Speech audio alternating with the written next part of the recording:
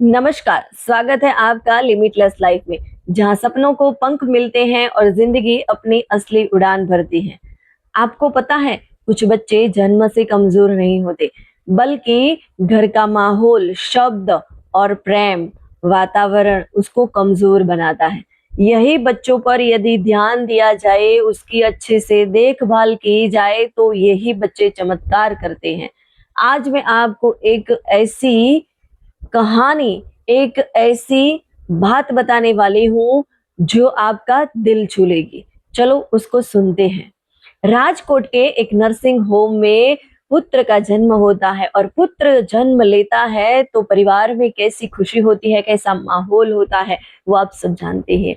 और उस बीच में दादी ने दादाजी को कॉल करके बोला कि हमारे घर में पुत्र का जन्म हुआ है। तो दादाजी भी बहुत खुश हुए।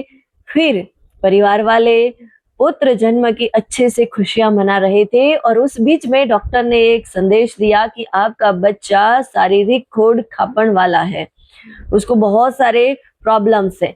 और फिर दादी ने दादाजी को कॉल किया और बोला, और इस समय उसके आवाज में बहुत ही दुख था, व्यथा छुपी थी, बहुत चिंतित थी।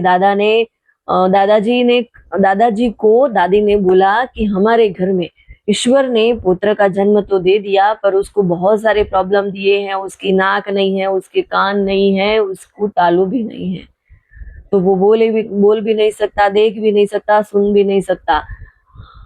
तो दादा ने बोला कि तू चिंता मत कर, ईश्वर पे भरोसा रख।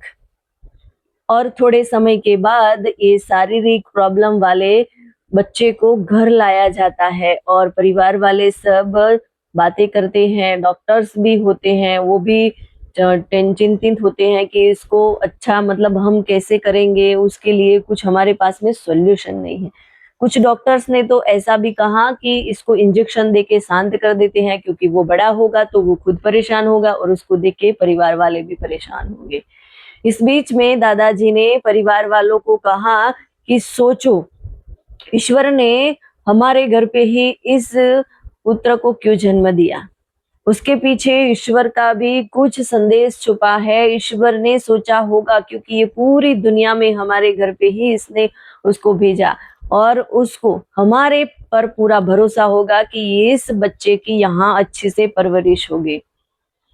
और दादा ने फिर परिवार वालों को बोला कि ये जो हमारा संतान, ये जो हमारा लड़का है, उसकी थोड़ी थोड़ी रिस्पॉन्सिबिलिटी हम सब ले लेते हैं और उसको अच्छे से हम बड़ा करेंगे, उसकी परवरिश करेंगे।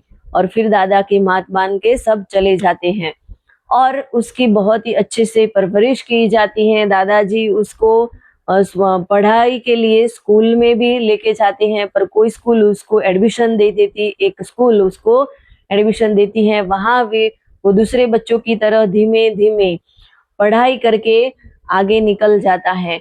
और उसके दादाजी को होता है कि मेरा बच्चा जो है वो अपने पैरों पे खड़ा होना चाहिए, और उसके लिए दादा ने उसको ब्रेन लिपि और कंप्यूटर्स मतलब बहुत सारी चीजें उन्होंने सिखाई।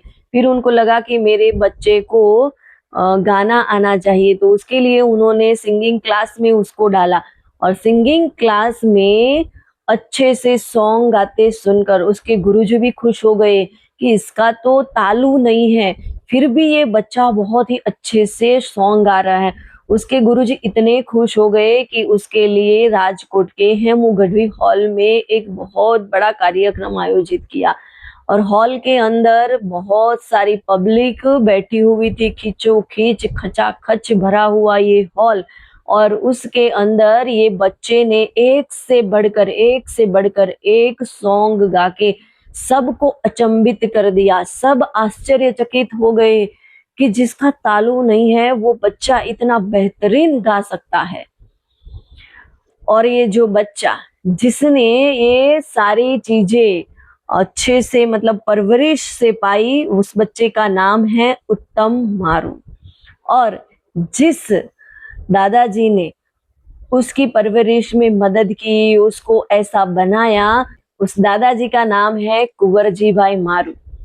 और इस लड़के को 2015 में भारत सरकार की तरफ से बाल श्री अवार्ड से उसको सम्मानित किया जाता है।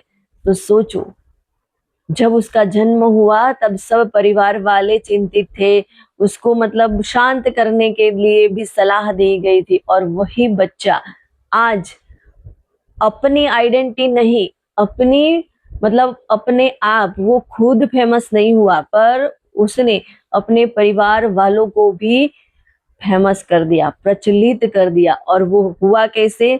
एक दादाजी के डिसीजन से। तो वाकई में हमारे जो संतान होते हैं वो कभी भी सामान्य नहीं होते, उसके अंदर कुछ न कुछ क्वालिटीज होती है, बस उसको ऐसे माहौल की जरूरत होती है, प्रेम की जरूरत होती है, सपोर्ट की जरूरत होती है। और ऐसा सपोर्ट, ऐसा माहौल क्रिएट करने के लिए हमारे पास में कुंवर जी भाई जैसे लोग होने चाहिए, उनके जैसा पैशन होना चाहिए, उनके जैसी धीरज होगी तो ही वो चमत्कार हो सकता है।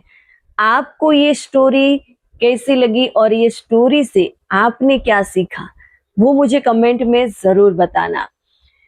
इस वीडियो को शेयर करें और लाइक करें, और ऐसे ही मोटिवेशनल स्टोरीज जानने के लिए हमारे चैनल को सब्सक्राइब करें।